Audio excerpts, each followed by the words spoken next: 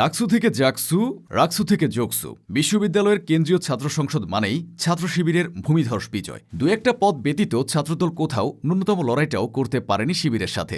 GS ও AGS পদগুলোতেও শিবির বিশাল ব্যবধানে জিতেছে। ছাত্র সংসদ নির্বাচনগুলোতে ছাত্র শিবিরের এই ভূমিধস বিজয়গুলো এক নজরে দেখে নেওয়া যাক। শুরুতে জগন্নাথ বিশ্ববিদ্যালয়ের কেন্দ্রীয় ছাত্র সংসদ তথা জোকসু। সম্প্রতি অনুষ্ঠিত জোকসু নির্বাচনের ফলাফলে দেখা যাচ্ছে ভিপি, জিএস ও এজিএস সহ ছাত্র সংসদের ২১টি পদের মধ্যে ১৬টিতে জয় পেয়েছেন শিবির প্যানেলের প্রার্থীরা। ভিপি পদে শিবিরের রিয়াজুল ইসলাম ৫,৫৫৮ ভোট পেয়েছেন। তার নিকটতম প্রতিদ্বন্দ্বী ছাত্র অধিকার সমর্থিত একেএম রাকিব পেয়েছেন ৪,৬৮৮ ভোট। তাদের ভোটের ব্যবধান ৮৮০। এদিকে জিএস পদে শিবির সমর্থিত আব্দুল আলিম আরিফ পেয়েছেন ৫,৪৭০ ভোট। তার নিকটতম ছাত্রদল সমর্থিত জিএস প্রার্থী খাদিজাতুল কুবরা পেয়েছেন মাত্র ২,২০৩ ভোট।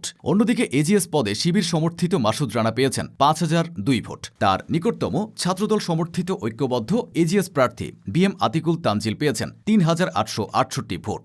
জোকসু নির্বাচনে শিবিরের এই বিশাল জয় বিচ্ছিন্ন কোনো ঘটনা নয়। এর শুরুটা হয়েছিল গত বছর ডাকসু নির্বাচন দিয়ে। ঢাকা বিশ্ববিদ্যালয় কেন্দ্রীয় ছাত্র সংসদ নির্বাচনে ছাত্র শিবির যা করেছে তা অনেকের কাছে কল্পনারও বাইরে ছিল। ২০২৫ সালের ৯ সেপ্টেম্বর ডাকসু নির্বাচনে ২৮টি পদের মধ্যে ভিপি, জিএস ও এজিএস সহ ২৩টি পদে বিজয়ী হন শিবির সমর্থিত প্রার্থীরা। ভিপি পদে শিবিরের মোহাম্মদ আবু সাদিক কায়েম ১৪,০৪২ ভোট পেয়েছিলেন। তার নিকটতম প্রতিদ্বন্দ্বী ছাত্রদল সমর্থিত আবিদুল ইসলাম খান পেয়েছিলেন ৫,৭০৮ ভোট।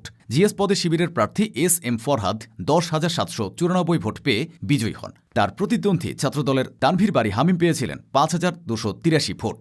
এজিএস পদে শিবিরের মহিউদ্দিন খান পেয়েছিলেন ১১,৭৭২ ভোট। ছাত্রদলের তানভীর আল হাদি মায়েত পেয়েছিলেন মাত্র ৫,০৬৪ ভোট। বাকি পদগুলোতে শিবিরের নিরঙ্কুশ বিজয় ছিল। ডাকসুর একদিন পর ১১ সেপ্টেম্বর ৩৩ বছর পর অনুষ্ঠিত হয় জাহাঙ্গীরনগর বিশ্ববিদ্যালয় কেন্দ্রীয় ছাত্র সংসদ তথা জাকসু। নির্বাচনে জালিয়াতির অভিযোগ এনে ভোট বয়কট করে ছাত্রদল সমর্থিত প্যানেল। এই নির্বাচনেও শিবির সমর্থিত প্যানেল ২৫টি পদের মধ্যে ২০টিতে জয়লাভ করে। তবে জাকসুতে ভিপি পদে জিততে পারেনি শিবিরের প্রার্থী। স্বতন্ত্র প্রার্থী আব্দুর রশিদ জিতুর কাছে হারলেও শিবিরের প্রার্থী হাড্ডাহাড্ডি লড়াই করেছিল। তবে বাকি পদগুলোতে যথারীতি ছিল স্বস্তির বিজয়। এর মধ্যে জাকসুতে শিবির সমর্থিত মাজারুল ইসলাম হয়েছিলেন সাধারণ সম্পাদক তথা জিএস।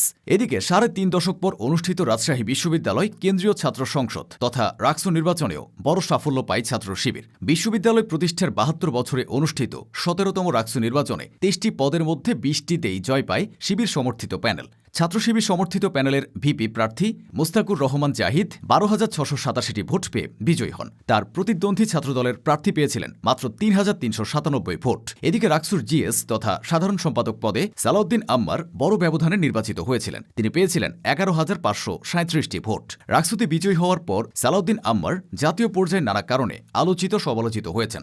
রাকসুর পর অনুষ্ঠিত হয় চট্টগ্রাম বিশ্ববিদ্যালয় কেন্দ্রীয় ছাত্র সংসদ তথা চাকসু। ৪৪ বছর পর গত বছরের ১৫ অক্টোবর চাকসু নির্বাচনেও নিরঙ্কুশ জয় অর্জন করে ইসলামী ছাত্র শিবির। সংগঠনটির সমর্থিত সম্প্রীতির শিক্ষার্থী জোট ভিপি, জিএস সহ ২৪টি পদে বিজয়ী হয়। ভিপি পদে ছাত্র শিবিরের মোহাম্মদ ইব্রাহিম হোসেন ৭,৯৮৩ ভোট পেয়ে নির্বাচিত হয়েছিলেন। তিনি সংগঠনটির চট্টগ্রাম মহানগর দক্ষিণের সভাপতি ও ইতিহাস বিভাগের এমফিলের শিক্ষার্থী। তার নিকটতম প্রতিদ্বন্দ্বী ছাত্রদলের সাজ্জাদ হোসেন পেয়েছিলেন ৪,৩৭৪ ভোট।